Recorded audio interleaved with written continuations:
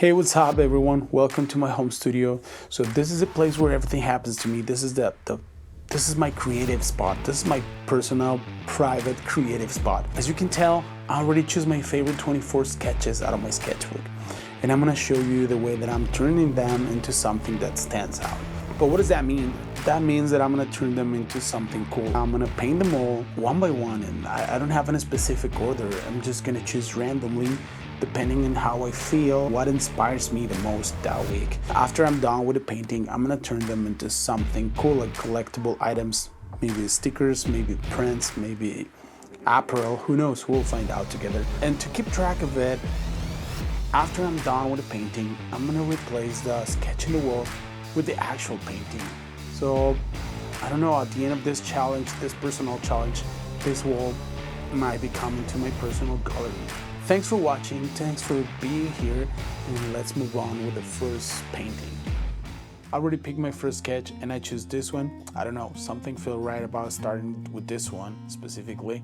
I've always liked this one, it's just I feel like I never put the attention it deserves. The first thing I need to do is go back to my iPad and print it in a proper size, which is usually 11 by 14. That's the size that I like to paint, and that's the specific size that I choose for this challenge. So let me just grab my iPad. My inspiration to create this video came from a lot of different artists around the world, not only tattooers, but musicians, content creators, painters, digital artists, and I want to share some of them with you here. So let's talk about the first one. This is 1000. He is one of the biggest inspirations for me to create this channel. The way that he created a community of artists around the world, it's really cool, and it doesn't matter what kind of art you do, it makes you feel like you want to be part of it. So go check him out, and hopefully you can get some inspiration out of it. Yeah, some of you may know a better way to do it, but this is just the way that I found the easiest, because I'm already on my iPad and I don't have to take those files to my computer and then put it into Photoshop and do a bunch of extra steps. But that's good. If you know a way to do it and you want to share with me, awesome, I'll take it. It's just, again, this is the easiest way for me. That's the way it works for me. Now that I printed and after I've checked it fits on the canvas, it's time for the most boring part of the process, at least for me, which is preparing the canvas. And it's boring not because I don't like it, it's boring because you have to wait at least overnight to let it dry before you start painting.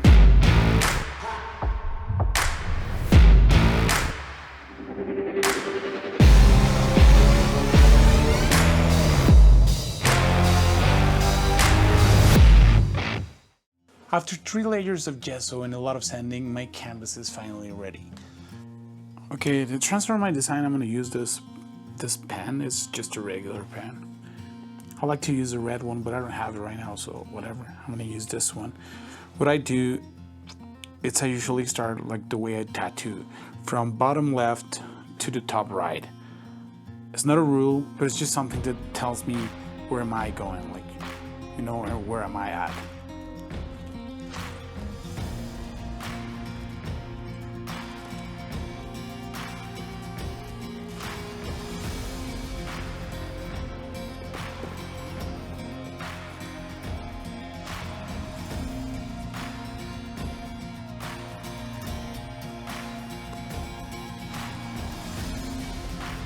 Hopefully you're ready for the next step.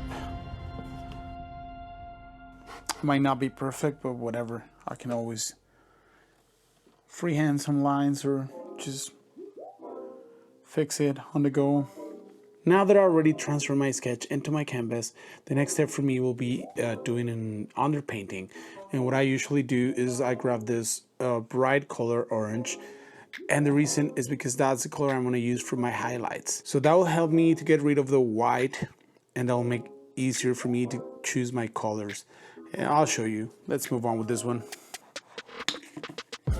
Have you ever been in a situation where you plan something and then just completely change it? Well, that's what happened to me with this color orange. And now it's time for me to start talking about my color palette. For this specific challenge, I decided to use a limited one. This is the Zorn color palette, which means I'm limited to only 4 colors: yellow ochre, red, black, and white. I also like to do a lot of glazing on my painting, so I'm going to be using this matte medium from Golden Acrylic. This will be my color palette. It's a limited palette, but I really like to work with this one, so I'll show you the way I use it and let me know what you think.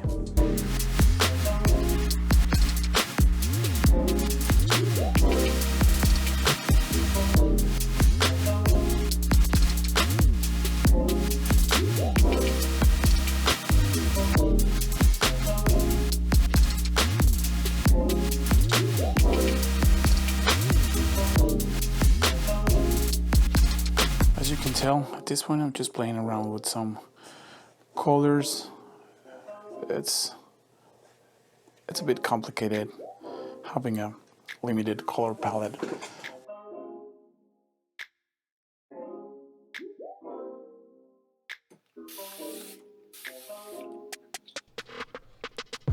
If you get to this part of the video, thank you so much for being here. I know this is a new channel and there's a lot of things to improve.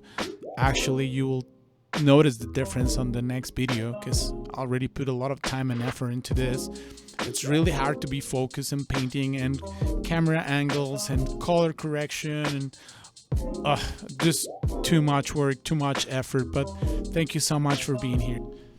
Another important thing that I want to mention is remember that all the designs that I'm going to be painting through this personal challenge and this YouTube channel, they're all part of my tattoo flash, which means that if you like one of them, you can get it on your body forever. But I'm also going to be printing some prints out of this, so go check out my website and hopefully you can help me getting one of my prints or just sharing with somebody that you think will like it.